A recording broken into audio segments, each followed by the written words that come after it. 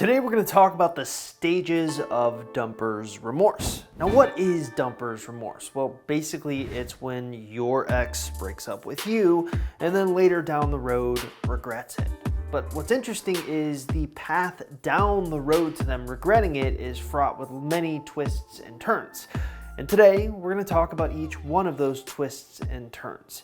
Now, like always, every single stage that I'm going to be talking about of dumper's remorse today is based on real life success stories. We've been blessed on our YouTube channel with plenty of success stories, many of which that I've actually interviewed and asked them about their experiences trying to win their ex back or get over their ex. But what's always interesting to me is when you can sit down with someone who got their ex back and ask them about what their ex had to say about the process. And what's interesting is I went through all of my research on success stories where I had done this, where I had asked the client, hey, did your ex say anything about their experience on this or on that? And put together a list of some of the success story exes' experiences on the dumper's remorse stages. That's a tongue twister. Stage number one, the absolutely certain stage. No one likes to admit that they make a mistake, and certainly right after they take an action. And breakups are no different. So if you have been broken up with by an ex, they are not going to feel dumper's remorse right away. In fact, they are absolutely certain about their decision to break up with you. And what's interesting is we actually had a recent comment in our private Facebook group that kind of illustrates this. Now, this is a little bit of a meta thing. Most of the time we're dealing with women who are trying to get their exes back after their exes broke up with them. But in this particular case, it was a woman who was trying to get her ex back after she broke up with him. And what's interesting about it is we can kind of get some interesting insight into what the dumper's remorse looks like from the other side of the equation. And what was fascinating was that she broke up with her ex and was absolutely certain about the decision. And there's a lot of different factors that go into why she became certain about the decision. But I think the most important factor was that it was something based on self-preservation. She was trying to protect herself from getting hurt. And usually when an ex is breaking up with you, they have the same exact mentality. There's some sort of self-preservation act, whether that's the fact that they think they can find someone that meets their needs better than you, or they don't want to get hurt because you're getting too close to them. They become absolutely certain that this is the act that they need to do to fix however they're feeling inside. Stage number two, the rationalization stage. All right, so stage number one is all about being absolutely certain of their decision. Probably one of the most interesting things about human beings is we tend to be very hyper analytical of our breakup decisions. So no matter how sure we are, there's a part of us that will always wonder, did I make the right choice? And this is where the rationalization stage comes into play. So at first you were absolutely certain of your decision to break up with this person, but the little doubt creeps in your mind. And in order to slam that doubt back down so that you don't have it happen again, you begin to rationalize your decision. You start thinking about some of the more negative aspects of the relationship. And usually this isn't a singular moment. In some cases where there's a lot of fights and things like that, they will point to a singular fight or something you had said that really makes them rationalize that they're making the correct decision. But more often than not, they're going to think about how they felt inside during moments, how they felt maybe empty, or how they felt that you were too much or too insecure or too anxious about things, and how that made them feel, and how they were constantly having to push you away and it didn't feel good, and the pleasure principle kind of gets acted here. And they rationalize their decision and think to themselves, see, I made the correct decision. Stage number three, the protection stage.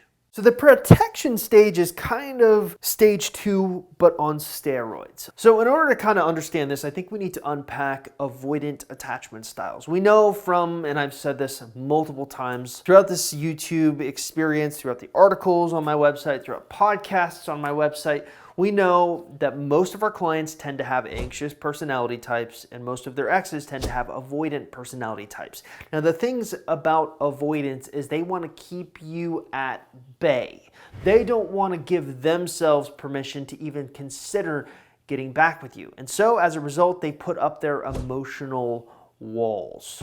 So what does that look like? Well, most of the time, they're going to become even more distant than they were before. So how this usually looks after a breakup, if you're not using a no contact rule, because most of the people when they come into our orbit are not using a no contact rule, they tend to talk with their exes immediately after the breakup, thinking that they can fix things. Well, you'll notice one time they'll be kind of engaged in a conversation, and then maybe another time they push you away and just suddenly become distant.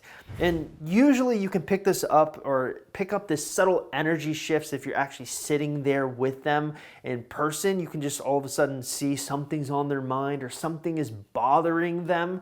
If this is the case, usually this means they've entered into the protection stage. They're putting up their emotional wall so that they don't get hurt. This isn't about rationalizing their decision or feeling absolutely certain. It's about the fact that doubt is beginning to creep in, and so to push the doubt back down or the dumper's remorse back down, they're going to put up those emotional walls to protect themselves. Real quick, I want to say that if you're new to this YouTube channel or you're trying to figure out what you should be doing to get your ex back and you're trying to learn if you even have a chance in your specific circumstance, probably the smartest thing for you to do is actually stop by our website, www.exboyfriendrecovery.com, or take our Ex Recovery Chances quiz that can be found at exboyfriendrecovery.com. Now, if you're watching this on YouTube, taking that free quiz is super easy to do. All you have to simply do is look in the description link below this YouTube video and click on the link you see there. It will take you directly to the quiz where you can fill it out and get an easy answer on what you should be doing going forward and overall what your chances look like in your specific situation. All right, so let's get you back to the video. Stage number 4, the they're gone forever stage.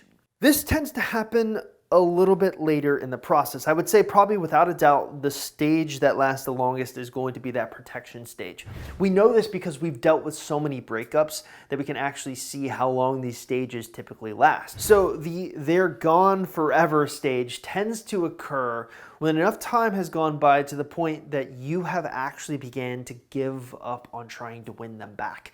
Oftentimes, this is what the no contact rule can kind of help with.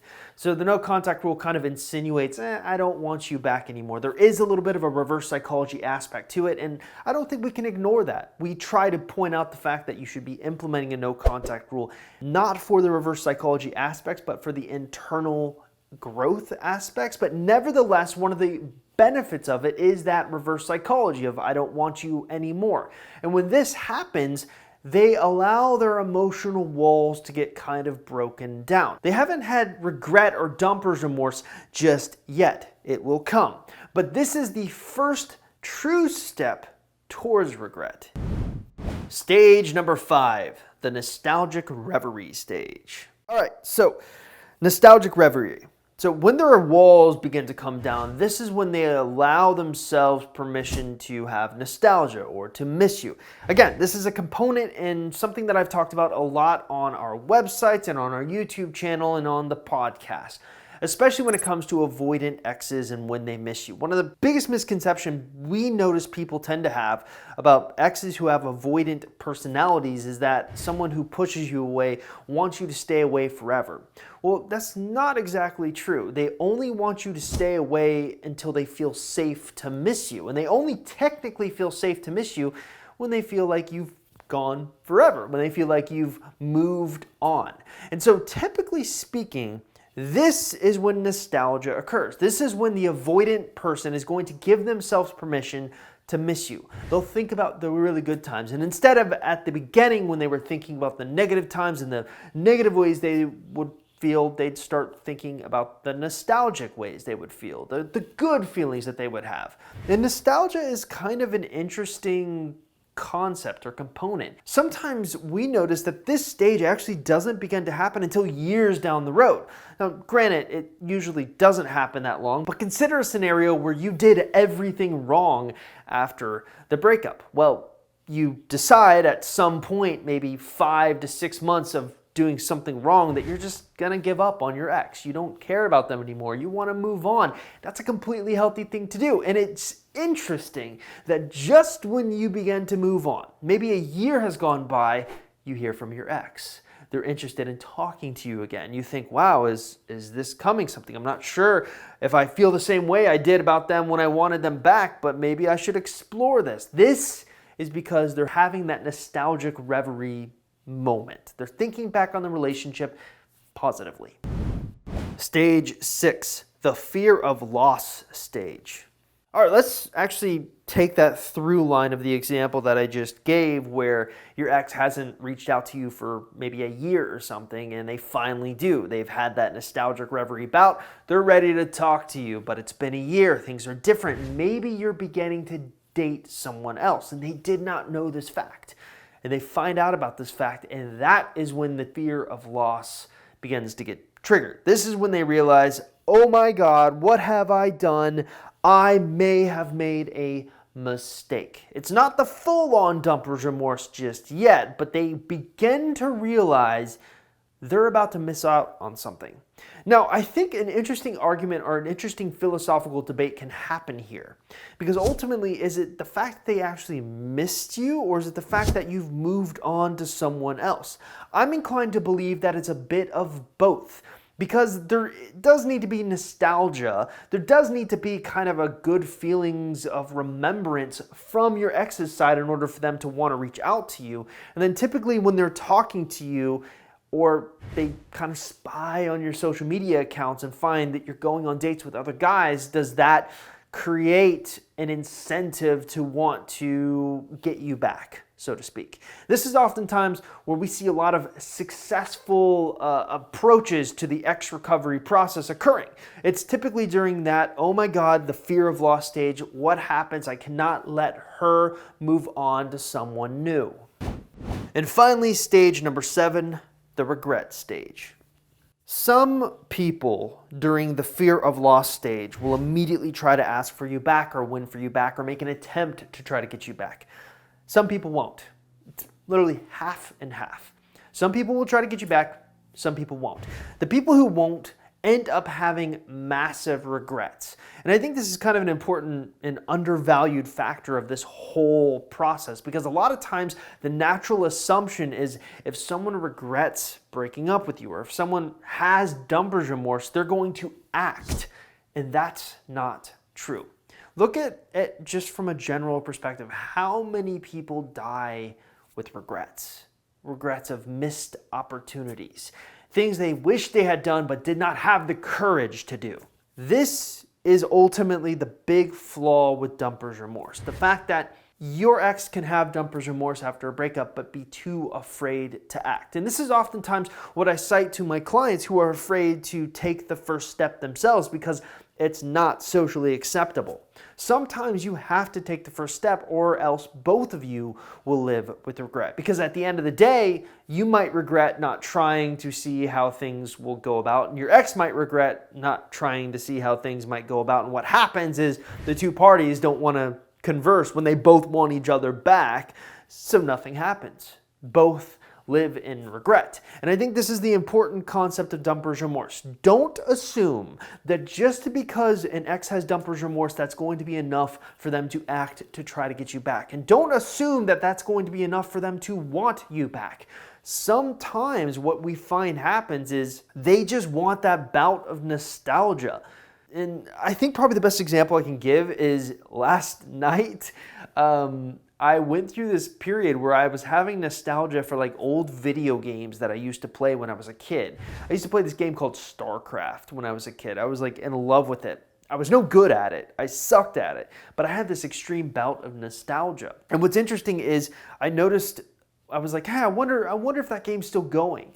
So I search online and find out that it's actually being given away for free. So I go and I download it to my computer and I'm like, okay, I'm gonna play this. So I played it and I was having a great time for a little bit. And I was having a great time for a little bit because I remember as I turned the computer off last night, I thought to myself, that was really fun. I'm probably gonna play again for a week or two, but I know for a fact after a week or two, I'm gonna get my fix, quit, and probably never pick it up again for 4 or 5 more years until I get the next bout of nostalgia.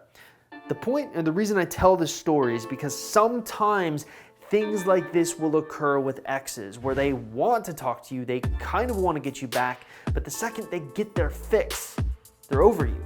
And this is the flaw with dumper's remorse. You need to make sure that you've built in the specific internal growth and external growth that you need to exhibit to keep them when they come back.